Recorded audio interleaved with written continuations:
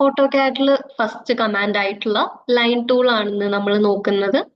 Line വരയ്ക്കാനായിട്ട് ഇവിടെ draw പാനലിൽ നിന്ന് ലൈൻ സെലക്ട് ചെയ്യാം, അല്ലെങ്കിൽ ഷോർട്ട് കട്ട് എൽ ആണ്. അപ്പൊ കമാൻഡ് എൽ എന്റർ കൊടുത്തു കഴിഞ്ഞാൽ ലൈൻ വരും. സോ ആദ്യം നമ്മൾ ഫസ്റ്റ് പോയിന്റ് സ്പെസിഫൈ ചെയ്യാനാണ് പറയുന്നത്. ഇവിടെ ഡൈനാമിക് ഇൻപുട്ട് ഓൺ ആക്കി കഴിഞ്ഞാൽ കേഴ്സറിന്റെ സൈഡിലായിട്ട് ഈ വാല്യൂസ് ഒക്കെ കൊടുക്കാനായിട്ട് നമുക്ക് ഒരു ഓപ്ഷൻ വന്നിട്ടുണ്ട്. അപ്പൊ അതിൽ നമുക്കൊരു കോർഡിനേറ്റ് സിസ്റ്റം ബേസ് ചെയ്തിട്ടാണ് കൊടുക്കുന്നത് എന്നുണ്ടെങ്കിൽ ഇവിടെ ഞാനൊരു കോർഡിനേറ്റ് സിസ്റ്റം കൊടുത്തിട്ടുണ്ട്. നമ്മളൊരു പോയിന്റ് എടുക്കുമ്പോൾ ആ പോയിന്റിന്റെ ഇവിടെ റൈറ്റ് സൈഡിലേക്കാണെങ്കിൽ ഹൊറിസോണ്ടൽ ആയിട്ട് ഈ എക്സ് ആക്സിസിൽ വരുന്നത് പോസിറ്റീവ് വാല്യൂ, അത് ലെഫ്റ്റിലേക്കാണ് പോകുന്നത് എന്നുണ്ടെങ്കിൽ നെഗറ്റീവ് വാല്യൂ ആയിരിക്കും. ഇതൊരു ഗ്രാഫിലൊക്കെ നമ്മൾ ചെയ്യാറുള്ള പോലെ തന്നെ.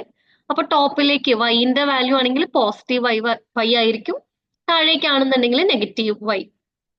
അപ്പൊ ഇതേപോലെ ഇവിടെ ഈ ഒരു കോർഡിനേറ്റ്, ഈ കോർഡിനേറ്റ് എന്ന് പറയുന്നത് 0,0 ആയിരിക്കും.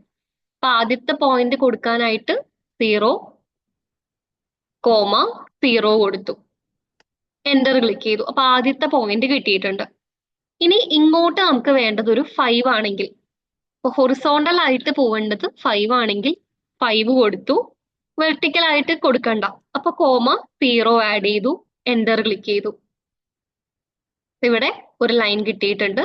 ഈ നെക്സ്റ്റ് ടോപ്പിലേക്കാണ് കൊടുക്കുന്നത്. അപ്പൊ ഹൊറിസോണ്ടൽ ആയിട്ടുള്ള മൂവ്മെന്റ് ഇല്ല, അപ്പൊ 0 കൊടുത്തു, ടോപ്പിലേക്ക് വൈന്റെ വാല്യൂ 5 ആണ് വേണ്ടത്, അപ്പൊ 5 കൊടുത്തു, എന്റർ ക്ലിക്ക് ചെയ്തു.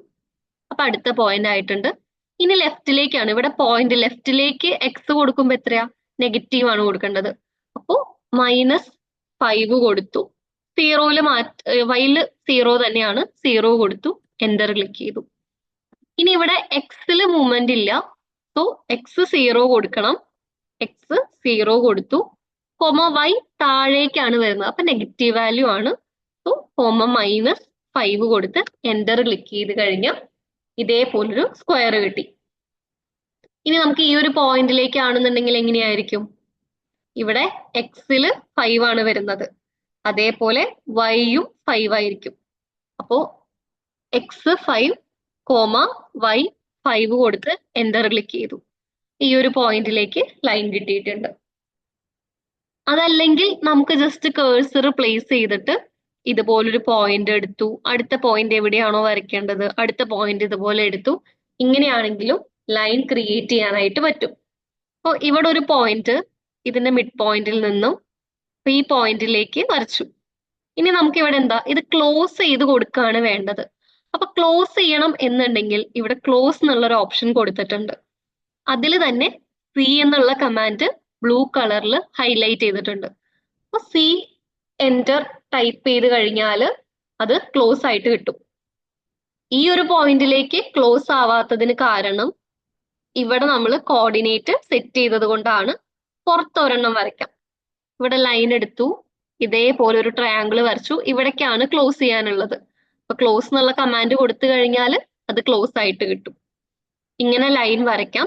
ലൈൻ വരയ്ക്കുന്ന സമയത്ത് ഓർത്തോ മോഡ് ഓൺ ആക്കി കഴിഞ്ഞാൽ ഹൊറിസോണ്ടൽ ആയിട്ടുള്ള അല്ലെങ്കിൽ വെർട്ടിക്കൽ ആയിട്ട് 90 ഡിഗ്രിയിൽ പെർപെൻഡിക്കുലർ ആയിട്ടുള്ള ലൈൻസ് ആയിരിക്കും കിട്ടുന്നുണ്ടായിരിക്കുക.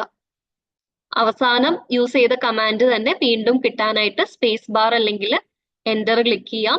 ആദ്യത്തെ ഒരു പോയിന്റ് എടുത്തു, അടുത്ത പോയിന്റ് എത്രയാണോ വേണ്ടത് ഈ ഡയമെൻഷൻ ഇവിടെ ആഡ് ചെയ്ത് കൊടുക്കുക.